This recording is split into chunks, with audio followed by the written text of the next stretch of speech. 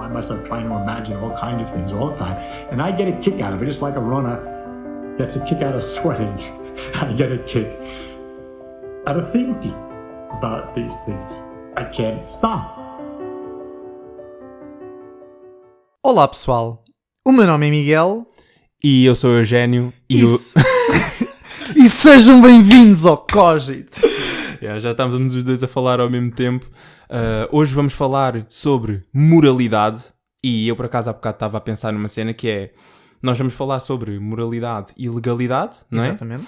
Só que nós ainda não tivemos nenhum episódio especificamente dedicado só a moralidade. Estás a ver? Tens razão. Ou seja, nós vamos falar sobre isto já tipo, a assumir várias coisas ou então a discutir a questão da moralidade. Sim, claro. Eu acho que, por acaso, isto foi uma coisa que nós não falámos. Aliás, eu nem sequer tinha pensado nisso. Pensei, mas não no contexto propriamente do episódio, na medida em que eu tinha pensado nessa questão, porque nós íamos gravar o episódio sobre isso, sobre a moralidade e a legalidade, mas não pensei que iríamos, ou de que forma é que iríamos abordar unicamente a questão da moralidade. Mas podemos fazer isso também. Sim, automaticamente. É assim, se nós quisermos falar sobre legalidade, nós temos necessariamente de falar sobre moralidade, porque lá está, eu não acredito que... Eu não acredito, e eu acho que tu também não acreditas, e ninguém lá em casa consegue justificar como é que se fala sobre moralidade. Aliás, como é que se fala sobre legalidade sem se falar sobre moralidade, não é? Apesar de não serem exatamente a mesma coisa. Mas já agora, de onde é que surgiu a ideia para este tema? Exatamente. Portanto, este tema foi-nos sugerido pela minha namorada, a Joana Reis, que desde já agradeço por toda a ajuda, não é? E pela sugestão do tópico. É um tópico bastante interessante, principalmente porque existem aqui imensas coisas das quais podemos falar, que até aconteceram há relativamente pouco tempo, não é? A questão dos protestos em França, por exemplo, que toca bastante na questão de legalmente aquilo não podia ser feito, mas será que é moral? Uhum. Será que a desobediência civil faz sentido, ou é moral, é justificável? Vamos se calhar abordar esse tipo de questões, não é? Sim, não agora, mas se calhar mais à frente, não é? Uhum. Eu penso que a primeira coisa que nós temos que discutir é, lá está, não sei se estás de acordo ou não, se queres falar de outra coisa em primeiro lugar, mas eu acho que aquilo que nós devíamos falar primeiramente, é se é possível formar um sistema moral objetivo, ou se é sempre subjetivo. Qual é que é a tua opinião sobre isso?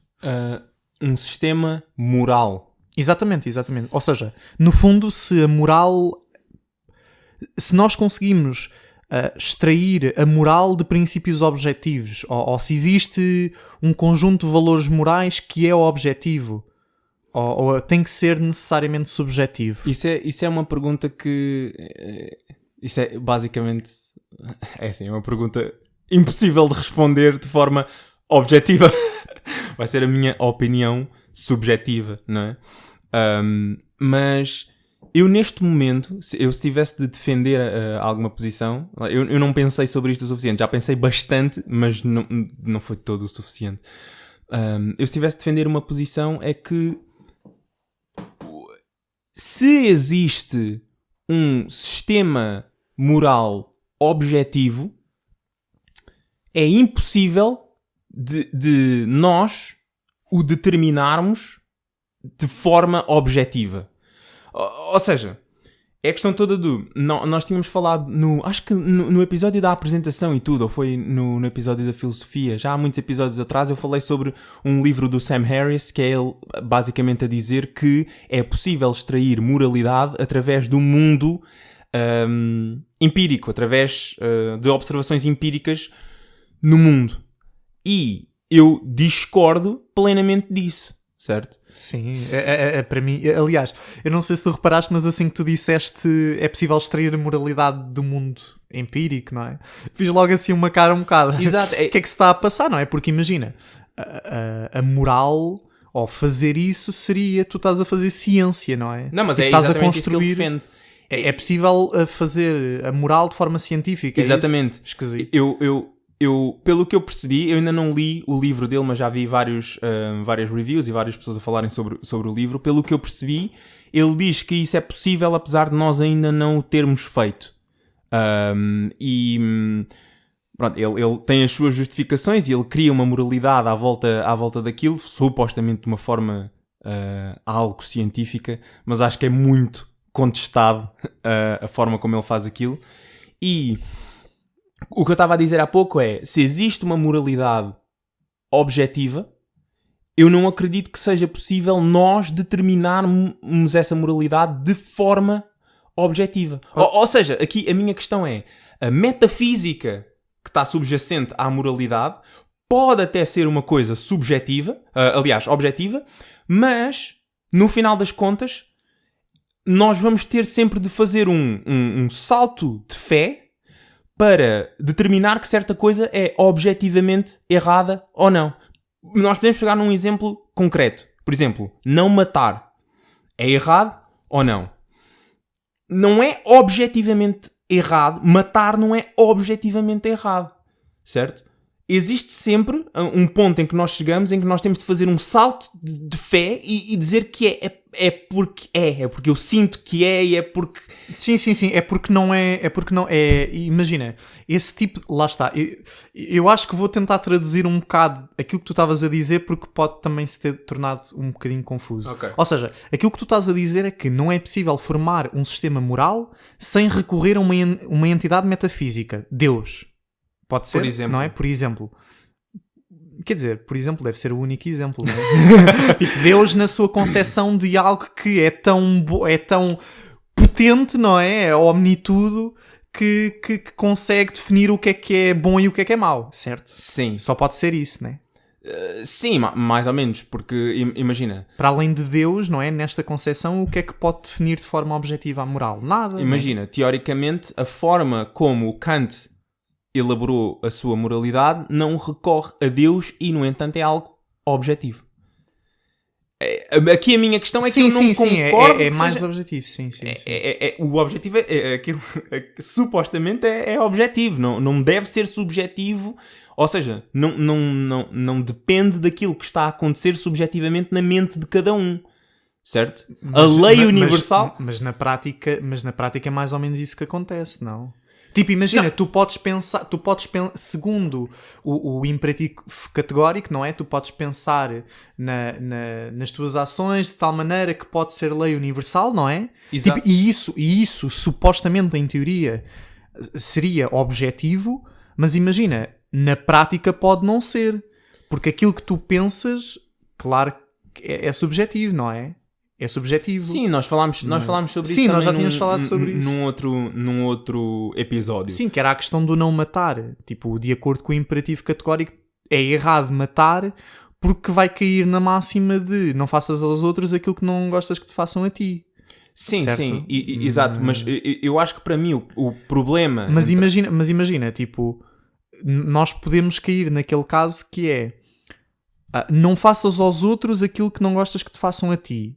Imagina, admites que isso pode ser, de certa maneira, um imperativo categórico. Tipo, admites isso? Sim. Ok, então admitindo isso, imagina, não faças aos outros aquilo que não gostas que te façam a ti. Mas imagina que tu tens uma pessoa que é masoquista. É uma pessoa que, quer dizer, é uma pessoa que gosta que lhe inflijam dor, não é? Uhum. Imagina, de acordo com essa lógica, não faças aos outros aquilo que não gostas que te façam a ti. No caso do masoquista eu não gosto que não me provoquem dor. Então eu vou fazer aos outros aquilo que eu gosto que me façam, que é provocar dor. Estás a perceber a cena? Estou a perceber. Ou seja, nesse caso, tu terias um caso em que a pessoa pensa que pode ser uma lei universal, mas se calhar tipo, não é uma cena fixe, né? Uhum. Estás a ver? Sim, exato. É um bom contra-argumento. Eu concordo com... Pronto. Isto tudo só para dizer que, mesmo no caso do Kant, embora tu tenhas um princípio, não é? Que faça com que aquilo se pareça mais ou menos objetivo, e eu aí concordo contigo, no entanto há estas subtilezas que fazem com que tipo, aquilo possa ser tomado de forma subjetiva na prática, e então tipo, mesmo assim não é algo mesmo objetivo. Para mim, uma moral puramente objetiva só pode ser concebida através de Deus. Estás a ver? Acho eu. Mas imagina, primeiro, mesmo que nós consigamos elaborar um exemplo que torne a teoria do Kant algo subjetivo, não era esse o propósito quando ele elaborou. Portanto, a elaboração da teoria tem como objetivo objetivizar a teoria. Percebes? E pronto, pode haver problemas de interpretação e isso tudo, mas o objetivo é aquilo ser algo objetivo. Mas eu concordo. Ok, e aqui a questão é, tu estavas a dizer que a única maneira de ter algo objetivo era recorrendo a Deus. E o que eu disse foi que, pronto, o que eu estava a dar a entender é que não precisa de ser necessariamente Deus, pode ser um salto de fé, mas uma fé em relação a outra coisa qualquer.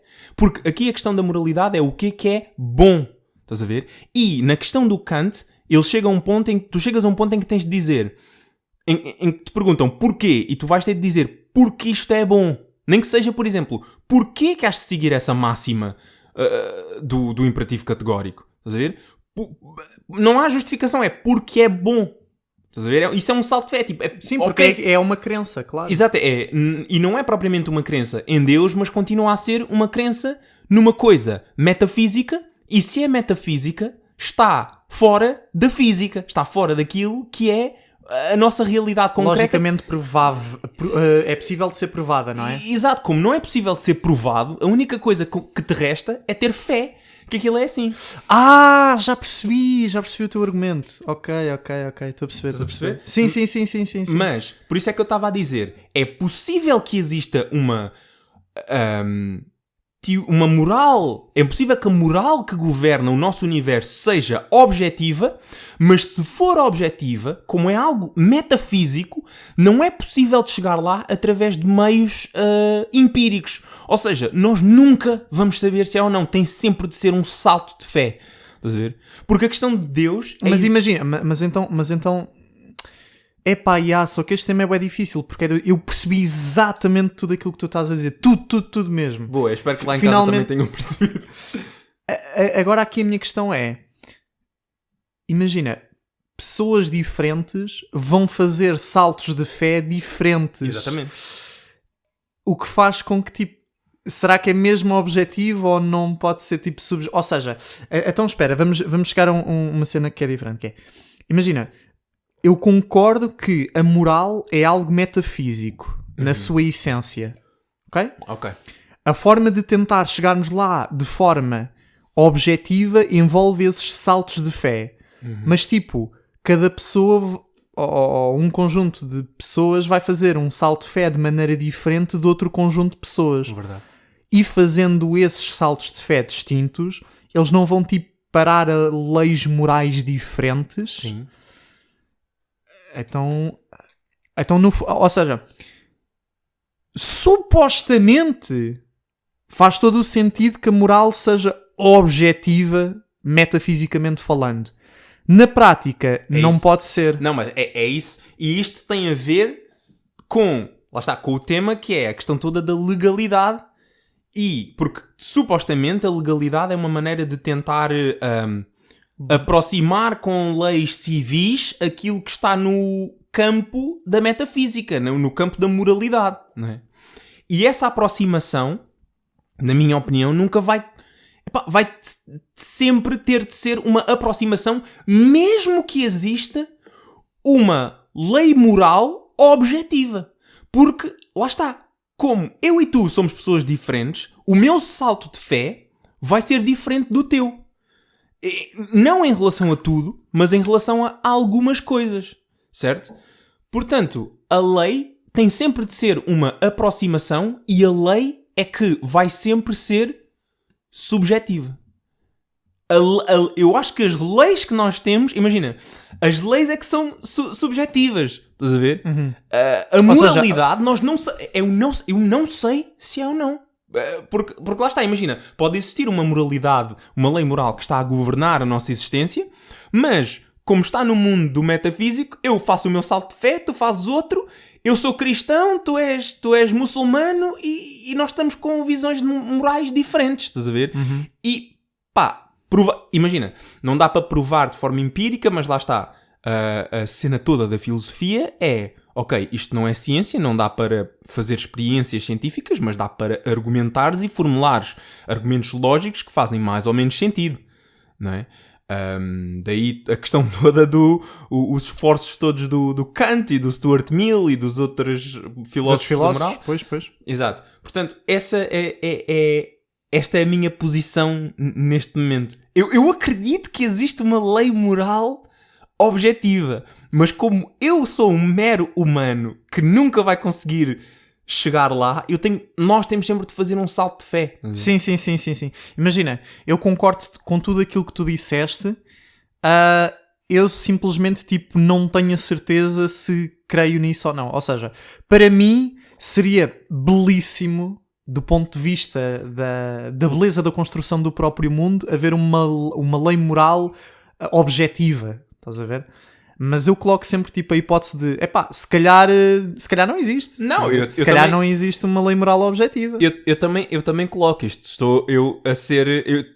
ou seja, eu próprio estou a fazer o meu salto de fé ao fazer esta afirmação. Exatamente. Eu não tenho maneira de provar isso. De provar isto. Isto é só uma questão sim. Pode ser, pode não ser, mas pronto. Claro. Mas eu acho que também acredito que exista uma lei moral objetiva que nos governe, seja de que plano for, não é? Não somos relativistas morais, pois não aqui. Não, acho que não. Só para então passarmos para a parte da legalidade, dirias então que a legalidade é moralidade aplicada. Sim, é moralidade aplicada e despida de muita coisa para ser prática, não é? Sim. Porque, lá está, nós em filosofia estudamos o Kant, o Stuart Mill, isto e aquilo, e é-nos questionado várias vezes, ou mesmo de forma implícita ou explicitamente, qual é que faz mais sentido ou com o que é que concordamos, mas a realidade é que a nossa a lei civil foi construída com base numa junção de muitas coisas, certo? Não é nem uma lógica utilitarista a 100%, nem deontológica a 100%, certo? Nós temos a questão toda dos direitos humanos, por exemplo. Sim, que é a base kantiana, não é? Exato. É na realidade a questão da dignidade, não é? Exato. Os direitos humanos são um subproduto do cristianismo, da noção de que as pessoas têm uma alma e é uma alma que lhes dá um valor inerente, não importa quem essa pessoa e que seja. Deve ser respeitado. Exato. E já que estamos a falar nos direitos... nos direitos humanos? Nos direitos humanos. Eu já vi várias vezes este vídeo. É um vídeo que eu depois posso pôr na descrição no YouTube. A falar sobre o problema dos direitos humanos, certo? É muito interessante porque, lá está, para já está a questionar uma coisa que as pessoas tomam por garantida, não é? Tipo, como assim estás a questionar os direitos humanos? Sim. E é ele a explicar que os direitos humanos são uma doutrina, no fundo, que preserva o status quo de hoje em dia, que atomiza muito as pessoas. Porque antigamente, na Grécia Antiga e mesmo em Roma e isso tudo, não havia a noção de direitos humanos. Isso era havia a noção de direitos... Até porque eram sociedades bastante hierárquicas, não é? Havia partes da sociedade que tinham certos direitos, havia outras que nem sequer tinham direitos. Sim, não é? e haviam direitos, mas os direitos eram enquadrados de uma forma um bocado diferente. Não é tipo... Hoje em dia que é, tu como um indivíduo tens esta tua soberania e tens direito a XYZ. As pessoas têm o direito de amar ou serem amadas e de terem o seu papel no cosmos e coisas assim, estás a ver? E os direitos tinham muito mais a ver com a comunidade do que com eu sou um indivíduo constrangido por esta minha existência e esta minha existência requer XYZ, estás a ver? E a noção toda de atribuir direitos a indivíduos atomizados foi usada, isto é o argumento do filósofo, do youtuber que estudou filosofia que ele faz no vídeo, o objetivo, aliás, esta questão dos direitos humanos foi utilizada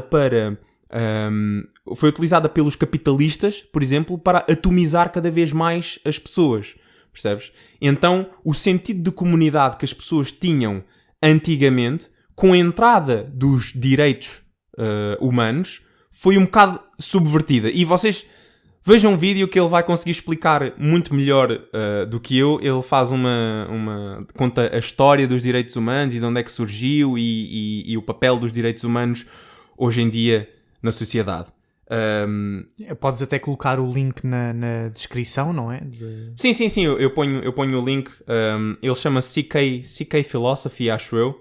E ele tem vídeos bastante interessantes. E polémicos, já deu para ver. É um assunto polémico. São interessantes os vídeos. Eu tinha aqui anotado algumas perguntas e eu queria perguntar-te o que é que achas acerca disto. Se é possível, a tua pergunta inicial originalmente já aborda um bocado isto, mas se achas que é possível criar um sistema legal que mapeie diretamente um sistema moral. Bem, isto não é a minha opinião, isto existe. Portanto, a Sharia, não é? A lei islâmica, ou a lei que está em vigor nos países muçulmanos, é uma lei que é extraída diretamente da lei moral islâmica, certo? Que por sua vez é extraída diretamente do Alcorão, que é o texto sagrado do Islão, ok? Portanto, a resposta é mesmo sim, existe a possibilidade de tu teres uma lei moral, uma legalidade que é mapeada diretamente de uma moralidade. E tu tens esses exemplos em vários países, na Arábia Saudita, no Irão, no Qatar e por aí adiante. Estás a ver? Ou seja, eles literalmente levam aquilo que está escrito no livro sagrado à risca. Estás a perceber? Portanto, se é para apedrejar por causa disto ou daquilo, é mesmo para apedrejar. Se é para enforcar, é para enforcar. Ou seja, enquanto que nas sociedades judaico-cristãs houve essa separação literal e, digamos, metafórica dos livros sagrados, na medida em que, se nós formos à Bíblia e virmos coisas assim um bocado tipo horríveis ou que podem ferir a nossa suscetibilidade, não é? Se tomarmos aquilo de forma literal, eles não fizeram essa distinção. E, portanto, tudo aquilo que se encontra no Alcorão, obviamente que de Estado para Estado, não é? De nação para nação, poderão haver pequenas diferenças, não é? Mas, de uma maneira geral, aquilo que a Sharia nos diz é que tudo aquilo que está no Alcorão é para ser tomado à risca e deve ser aquilo que rege a lei de um país. Sim, aqui a questão... Ou seja, respondendo à pergunta, a resposta é sim, não é? É possível mapeares a lei civil diretamente através de uma lei moral. Sim, claro. Isto foi só um exemplo. Foi só mesmo um exemplo que realmente existe. Sim. Mas aqui a questão... Enquanto que nas nossas é tipo, como tu estavas a dizer muito bem, a nossa lei não é tipo nem unicamente utilitarista, nem exclusivamente deontológica. Na deles eles dão o salto de fé de como Mohamed foi o último profeta, não é, de Deus, e portanto tem ali a sua religião, a religião islâmica, não é? E fazem todos esse salto de fé, e esse salto de fé, que é a lei moral, vai se sobrepor à lei, à legalidade, não é? No nosso caso não é bem assim. Pois, exato. É uma mistura de várias coisas, ou seja, imagina, enquanto que no caso deles eles conseguem mapear de forma única, no nosso caso, tipo, nós conseguimos tipo, extrair de várias éticas as nossas leis. Estás a perceber? Estou a perceber. A questão é que, pronto, lá está, no caso deles, eles estão a mapear. A minha questão é, nós ao tentarmos sequer fazer esse exercício de fazer uma correspondência entre as leis civis e as leis morais, nós estamos obrigatoriamente a incorrer num erro, porque, lá está, as leis morais fazem parte do campo da metafísica e nós não conseguimos saber se elas estão corretas ou não. Claro, mas isso é um risco que tu tens que tomar para garantir, tipo, o bem-estar de uma sociedade, não é? Tipo, tu tens Sim. que dar sempre esse salto de fé. Lá está, no caso deles, tipo, eles assumem que o Alcorão é o livro sagrado e que rege tudo aquilo que existe no mundo, e fazendo esse salto de fé, pronto, Sim. são governados daquela maneira. Sim, ok. O meu... Não sei, ou seja, não sei se estou a perceber a cena. Não, o meu counter a isso é que, tu vais perceber agora, é que eles eles na realidade não estão a fazer uma correspondência entre o sistema moral e a legalidade, eles pensam que estão a fazer isso. Porque, lá está, se nós concordamos, entre aspas, há bocado, que vamos supor, nem precisamos de concordar, vamos fazer um exercício Eu já estou a mental. perceber onde é que tu vais chegar, mas conta. Existe uma lei moral, certo? Nós não, como seres humanos, nós não conseguimos saber qual é que ela é, nós temos é de fazer um salto de fé. Portanto, nós quando pegamos Se ela numa for coisa... objetiva, estamos a assumir. Sim, estamos a assumir que ela é objetiva. Então, sempre que nós pegamos numa coisa nas leis e tentamos mapear esse sistema moral, nós vamos estar a falhar sempre. Imagina, podemos até estar a acertar de certas maneiras, mas vão sempre haver falhas. A minha questão é esta, estás a ver? Se houver de facto uma moralidade objetiva e metafísica que nós só conseguimos chegar lá de forma através de um salto de fé, então não é possível mapear as leis para a lei moral. As leis civis para a lei moral. Nós podemos fazer esse exercício, mas vamos sempre falhar. Sim, ou seja, exatamente, ou seja, esse salto de fé daqueles povos, como qualquer salto de fé, é subjetiva. É. E lá está.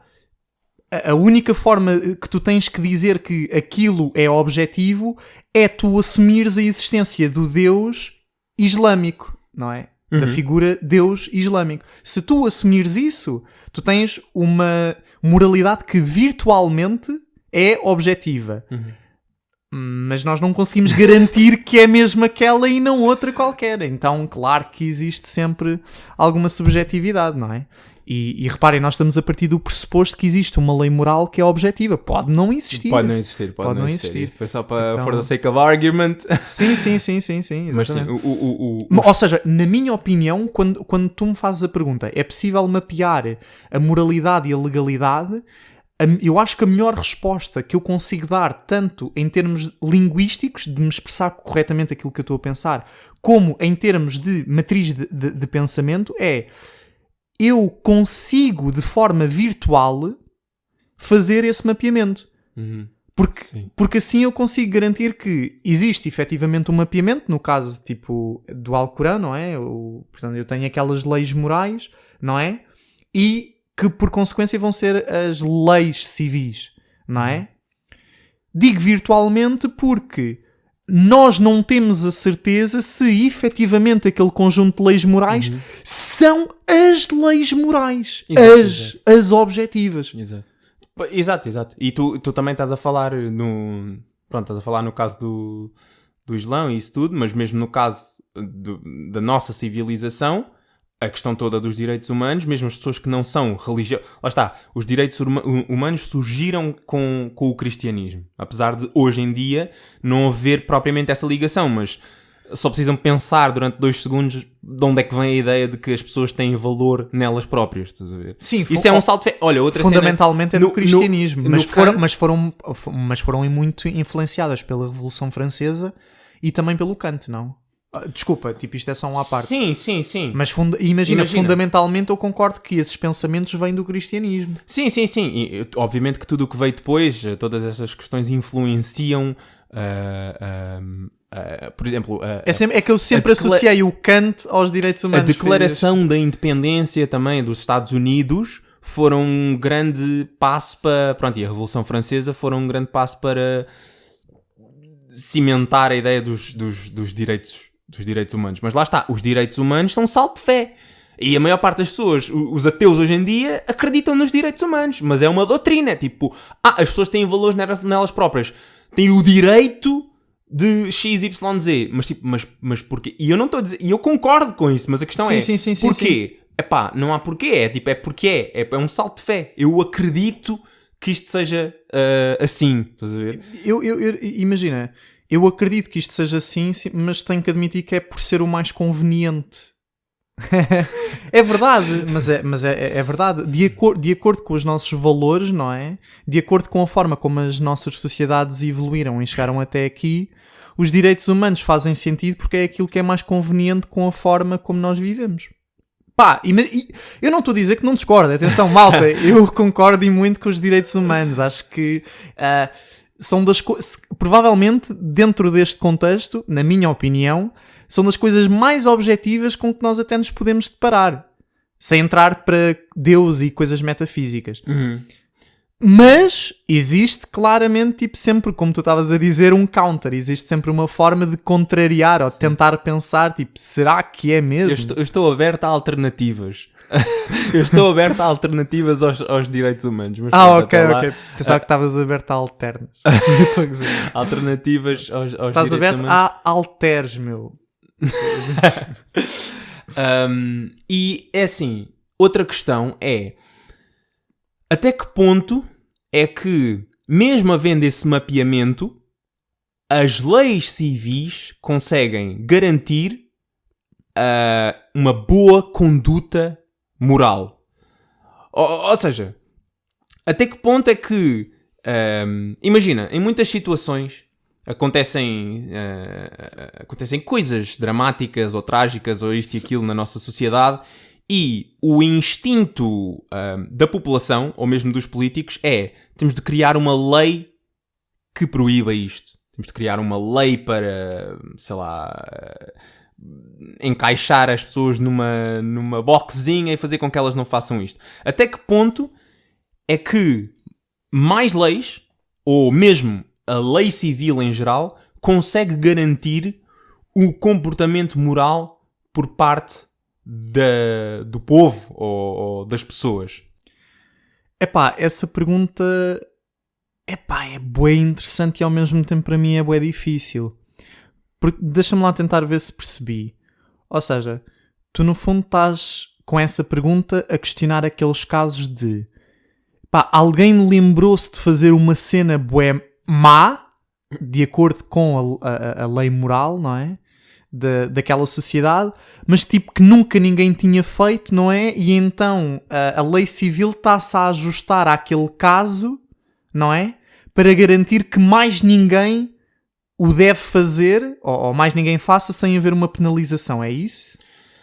Não sei se nem precisa de ser algo sem precedentes. Estás a ver? Okay. Nós podemos pegar em questões... Eu não queria pegar em questões muito controversas, mas é a questão toda do... por exemplo, o aborto. Estás a ver? Ok. Imagina, há pessoas que são a favor, há pessoas que são contra, e aqui a questão é, por exemplo, pegando no exemplo do aborto, mesmo que eu considere que o aborto é algo moralmente incorreto, tornar ilegal o aborto, será que isso... Estás a perceber? Mesmo estas questões específicas da sociedade. Tipo, sim, a eutanásia. Estás a ver? Imagina que é moralmente incorreto. Estás a ver? Apesar de... Pronto, mas imagina que é. Sim. Eu tornar isso ilegal, será que esse é o papel da lei civil? Lá está, porque isto é um exercício de tentar mapear a lei civil diretamente para uma cena moral, estás a ver? Okay. E eu, como acho que a lei civil tem de ser uma coisa, no final das contas, prático, percebes? Quer dizer, imagina, lá está, para ti tem que ser prático e para mim também, mas depois existem aquelas questões que uma coisa está mesmo diretamente ligada à outra, os casos que eu já tinha dito há bocadinho. Essa questão é muito importante, porque aliada a essa questão está a noção de liberdade. Não, é isso. É do género. Haver ou poder haver princípios ou leis morais que prevalecem sobre as outras, não é? E aqui vai aqui é super, super subjetivo. Lá está, poderá haver uma objetiva, mas quer dizer, imagina, uma lei moral que prevalece sobre muitas outras é a lei moral que te diz que tu deves ter liberdade para fazeres quase tudo aquilo que tu quiseres, sem ter consequências. Por exemplo, o exemplo das drogas.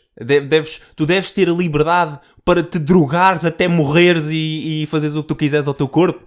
Estás a ver? Imagina, a minha resposta, se tu me estás a perguntar a mim diretamente, eu acho que tu deves. Agora, a questão... Sim, mas é verdade, eu acho que deves ter essa liberdade. Qual é que é o problema associado a isso? O problema é que na prática não é isso que acontece. O que acontece na prática é que, tipicamente, bem, quando tu falas em drogas, eu estou a assumir que estás a falar em drogas, as ditas pesadas, heroína, cocaína, pronto. A questão aqui é que não só fazes mal a ti mesmo, mas também vais fazer mal às pessoas que te rodeiam. Por exemplo, se tu tiveres uma família, não é? E começares a consumir essas drogas e de forma excessiva, não é? Para te prejudicar, a verdade é que o ambiente familiar vai ser terrível, não é? Muitas vezes também podes tomar um comportamento que vai afetar a liberdade dos outros, de que maneira? Começares a distribuir chapada gratuitamente, ou pior, não é? Ou ameaçar mesmo e colocar em causa a vida das outras pessoas. Por isso essa pergunta é bastante complicada. Sim. E está na base do porquê das drogas não serem legalizadas de forma geral. É que existem substâncias que fazem com que as pessoas possam colocar em causa a liberdade das outras. Estás a ver? Sim. Se isso não acontecesse, ou seja, se a pessoa que utiliza drogas ficasse com aquilo só para ela, entre aspas, estás-me a perceber, não é? Eu espero que também me estejam a perceber. Ou seja, se a pessoa que estiver a fazer uma coisa... Basicamente, essa ação só mexer com essa pessoa... Mas isso é impossível. Nenhuma ação mexe só contigo. Exatamente. Todas as ações que tu tens, tipo, vão mexer com as pessoas, a não ser que vivas isolado. Percebes? Mas que causem mal-estar, que vão que atropelem a liberdade dos outros, estás a perceber? É um bocado isso. Sim. Porque é do género. Sei lá... Imagina, se eu agora, depois do podcast, começasse a ligar a Xbox e fosse jogar um jogo, tipo, não faria mal a ninguém. Tipo, se calhar era inconveniente para ti, porque também gostavas de jogar e tens que ir embora, ou assim. Mas uma coisa é ser uma inconveniência. Outra coisa era eu, por exemplo, agora, começar tipo, a cheirar linhas de cocaína e começar a ficar bué violento para ti. Estás a ver? E tu tens que me dar um cheiro de porrada. E isso não era inconveniente. Isso era eu atropelar a tua dignidade, não é? O teu bem-estar físico. É nesse sentido que eu estou a dizer. Mas e as pessoas todas que tomam drogas e não fazem mal a ninguém? Porque essa é que é a questão. Ou seja, isso é altamente subjetivo. Estás a ver? Isto é proibido porque algumas pessoas, ou mesmo que digas que sejam muitas... Mesmo que digas que é a maior parte das pessoas que se envolve com isto, para já fica viciado, não é? E depois, ao ficar viciado, tem esses comportamentos que são maus, não só para ela, como também para outras pessoas. Então, a minoria que consome aquilo e não faz mal a ninguém? Não terão essas pessoas o direito de consumir aquilo e não fazer mal a ninguém? Porque o mal não está no ato de tomar as drogas, está no que acontece depois. Nas consequências. Está nas consequências. O álcool não é ilegal. É a comparação mais... imagina. E, atenção, eu estou a defender um ponto, tipo, para propósitos de defender, porque eu honestamente não sei qual é precisamente a minha posição em relação a isto das drogas, mas a comparação com o álcool é uma boa comparação. Porque é que o álcool não é? As pessoas quando tomam, também se viciam em álcool, também tomam atitudes estúpidas quando estão sob o efeito de álcool, e, no entanto, aliás... A quantidade de acidentes, por exemplo, que acontecem porque as pessoas pegam no carro por causa do álcool, é enorme. E por essa lógica havia de ser banido também, não é? Imagina, eu acho que Sim, é um ótimo contra-argumento. Eu é que estou a pensar sobre a questão. Eu acho que existem dois argumentos a favor, tipo, de uma coisa ser legal e as outras não serem. Pá, pronto. Eu acho que a primeira deve ser provavelmente tipo o número de empresas ligadas à indústria, não é? Existem, pronto, muita atividade, não é? Então, se o álcool passasse a ser ilegal, como aconteceu, por exemplo, na Grande Depressão dos Estados Unidos, na década de 20 do século XX, não é? Em que o álcool se tornou ilegal, pá, ia dar muita porcaria. Pronto, eu acho que um ponto pode ser esse, e um contra-argumento contra este argumento seria: mas existe uma indústria de milhões no mercado negro associada às drogas, mas depois tínhamos que comparar tamanhos de pilinha, não é? Ver o que é que gerava mais dinheiro do que o álcool, mas eu ainda assim acredito que o álcool gera mais dinheiro do que as outras drogas, não é? Sim. Eu acho que o outro argumento a favor do álcool ser legal e, por exemplo, a heroína e a cocaína não serem, tem a ver com a dose letal. Eu acho que tu, para morreres a ingerir álcool, é uma dose muito maior do que cocaína. Isso ou não heroína, é um bom ou argumento, overdose. porque lá está. Não é? Não é porque nós estávamos a falar do efeito que tem noutras pessoas, não no efeito que tem em ti próprio. Estás a perceber? Ok. Ou seja, eu até pensava que o que ias dizer era, na realidade, a dose, não a dose letal, mas a dose comum. Ou seja, pode-se fazer um argumento de que a maior parte das pessoas que bebe, não bebe ao ponto de ficar destruída e não bebe ao ponto de ser viciado e fazer mal às pessoas por causa do álcool e isso tudo. Mas as pessoas, quando consomem cocaína e heroína, a probabilidade de ficarem viciadas é muito mais alta, e os efeitos que tem a dose normal da cocaína comparado com a dose normal e comum do álcool são diferentes. Sim, ok, sim, isso é um ótimo ponto. Mas imagina, tipo, esse ponto é tão comum que eu tentei pensar noutros dois, foi só mesmo por causa disso. Não estou a dizer, verdade. mas Sim, é o argumento principal, não é? Sim, sim, eu não sei, por acaso esta é a primeira vez que eu estou a ter uma conversa tão aprofundada sobre o uso das drogas. E pronto, ainda em relação à questão toda de se a legalidade consegue garantir o comportamento moral da sociedade, há aqui outra questão subjacente, que é o Nietzsche, por exemplo, dizia que a maior parte da moralidade é cobardia. Ou seja, o gajo era extremamente ruthless no que toca a estas coisas. A maior parte das pessoas não são pessoas com uma boa moralidade. São pessoas que têm medo das consequências das ações. E se tu fores pensar acerca disto, tu só podes ser um agente moral se tu tiveres a opção de agir de forma moralmente incorreta. Se tu fores um ser que não tem alternativa a não ser agir bem, tu não és moral, tu és só ignorante. Estás a ver?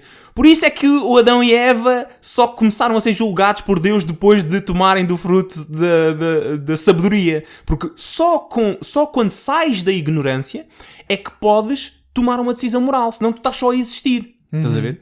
E no que toca às leis civis, esta questão toda do agir moralmente está um bocado subvertido, porque não estará a maior parte das pessoas a agir não porque agem de forma moralmente correta ou porque querem agir de forma moralmente correta, mas porque têm medo das consequências. Das represálias, não é? Exato, ou seja, se considerarmos isto, a resposta à minha pergunta, se a legalidade consegue garantir o comportamento moral das pessoas, a resposta a esta pergunta é objetivamente não. Faz precisamente o contrário. Haver uma lei civil que diz como é que tu tens de agir faz com que tu nunca possas agir de forma moral, praticamente, porque tu estás sempre a agir não porque és uma boa pessoa e queres tomar as boas decisões, mas porque estás com medo das consequências. Estás só a jogar as regras do jogo. Negativa, exato. Ok. Sim, estou a perceber. Bem, e tu disseste que a maioria das pessoas faz... Epá, não sei se é a maioria, mas tipo, grande parcela das pessoas fazem. E pá, isso de certeza. Sim, é? Exato. Não... Tipo, eu conheço pessoas, tipo, que em conversas muitas vezes já pronto, dizem coisas do tipo... tipo... Ai, se isto fosse permitido, eu fazia isto e aquilo. Não é? Sim, mas imagina, tenho a certeza que até eu e tu já tivemos esses pensamentos, não é? Sim. Somos todos humanos. É inner thoughts, não é? E acho que se alguém lá em casa disser que nunca pensou isto, props para vós, sois anjinhos. Mas ainda nesta questão toda da cobardia e da utilidade das leis civis, em relação àquilo que tu estavas a falar há pouco, de quando é que é necessário e quando é que faz sentido nós quebrarmos as leis civis em nome de algo maior. Uhum. Exato. Sim, no caso dos protestos, não é? O exemplo dos protestos. É assim, eu tenho uma opinião bastante... convicta em relação aos protestos neste momento, que é a ideia de que muitas vezes as pessoas ficam porque estão a ser violentos e isto e aquilo e estão a passar dos limites e não sei o que mais. Se as coisas não fazem sentido no sistema que existe, não é? Se existe alguma coisa que está fundamentalmente deturpada no sistema em que tu vives, tu não podes seguir as leis, tu não podes querer mudar as coisas seguindo as leis. Tu tens de ter a coragem para quebrar alguma coisa que esteja ali a acontecer e para ir além daquilo que são as leis civis, certo? Portanto, a ideia, na minha opinião, a ideia de que protestos, por exemplo, têm de seguir certos parâmetros porque só podem ser aqui e ali, ser assim e tal, e não podem ter tem que ser pacíficos. Tem de ser pacíficos. A ideia de que protestos têm de ser pacíficos é absurdo na minha cabeça. Agora, nós podemos argumentar se a razão pela qual eles estão a fazer os protestos e se existe uma proporção adequada em relação ao tipo de protesto e àquilo que estão efetivamente a protestar. Isso é outro debate, mas a ideia inerente de que os protestos têm de ser uma coisa pacífica, para mim não faz sentido. Sim. Porque significa que o que tu estás a dizer é, ok, tu vives num sistema que não faz sentido, mas a tua única opção é seguir as coisas tipo by the book. Estás a ver? Não, claro. Sim, faz todo o sentido. Mas repara, eu acho que quando as pessoas estão, na internet, e nós vemos esse tipo de comentários, quando as pessoas dizem tipo, eles estão a exceder os limites, não é tanto do protesto em si não ser pacífico. Claro que há pessoas que defendem isso, não é? E estou a excluir desta análise. Mas há pessoas que dizem isso no sentido precisamente daquilo que tu agora disseste. De o protesto que está a ser violento é demasiado inadequado para aquilo que aconteceu. Ou se calhar nem sequer faz sentido. Ou seja, aquilo que está a ser colocado em causa, na verdade, é uma falsa questão. E, portanto, sendo uma falsa questão, não há, tipo, legitimidade no protesto não pacífico. Estás a ver? Eu acho que muitas vezes é isso que, na verdade, está a acontecer. Não é as pessoas que estão a dizer que se deve que se deve protestar sempre de forma pacífica, embora isso seja, tipo, preferencial por questões de cultura, I guess. Tipo, acho que nós somos sempre um bocado assim. Mas eu acho que não é tanto isso. Eu acho que é mesmo as pessoas estarem a darem a entender que não concordam com um protesto violento àquela escala porque não é justificável devido à questão. Ou devido à falsa questão que pode haver, estás a ver? Sim. Por exemplo, eu acho que aquilo que aconteceu em França foi um bocado isso, estás a ver? Ou pode ter sido um bocado isso quando tu vês as pessoas na internet a comentar sobre o assunto. Então, mas olha, aproveito para declamar a minha ignorância. Eu sei mais ou menos o que aconteceu nos protestos que aconteceram na França, mas eu estou um bocado out of the loop. Consegues contextualizar um bocado?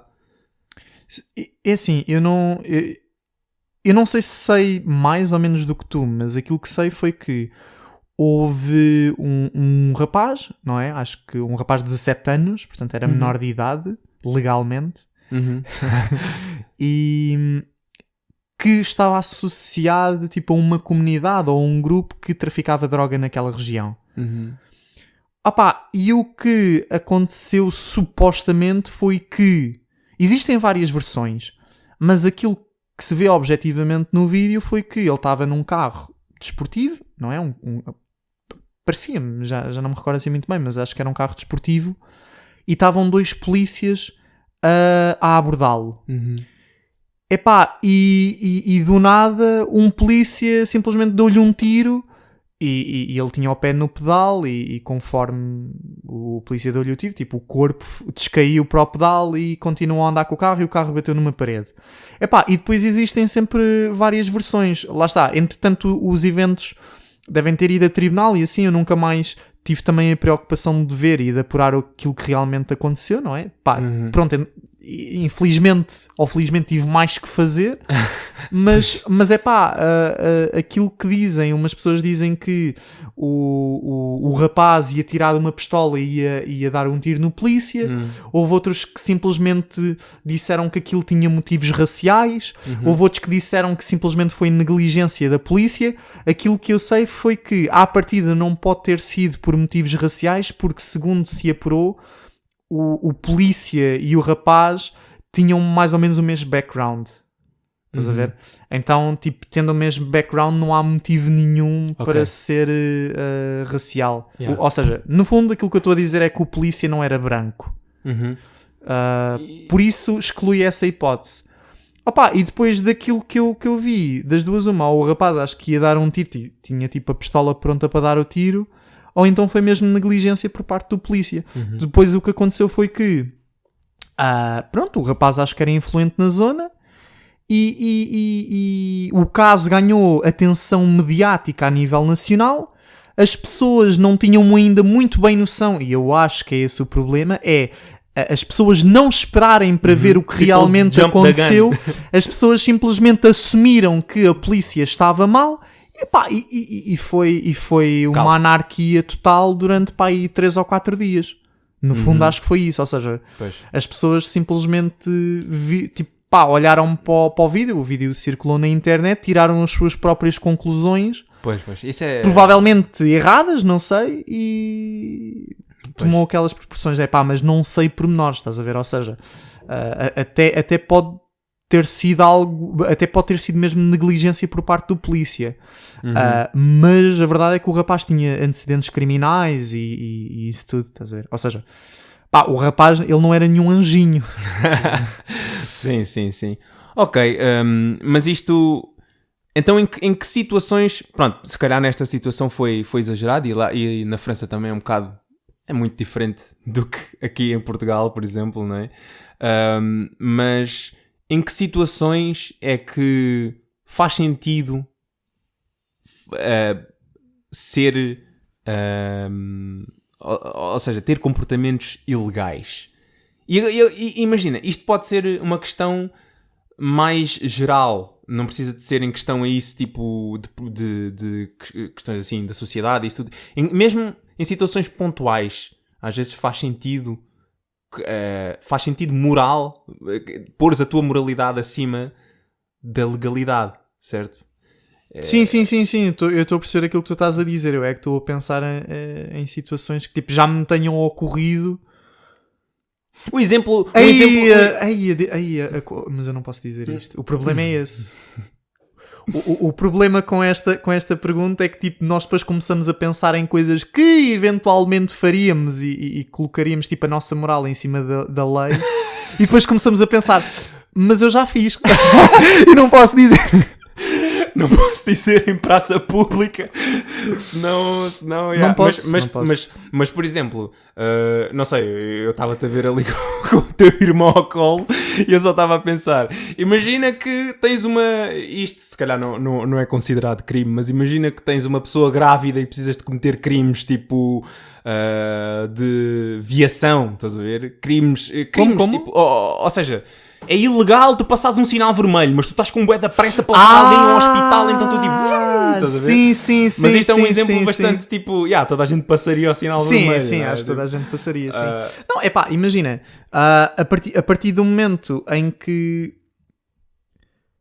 Eu acho que existe, tipo, para mim, um princípio de justificar colocar a moral acima da lei civil.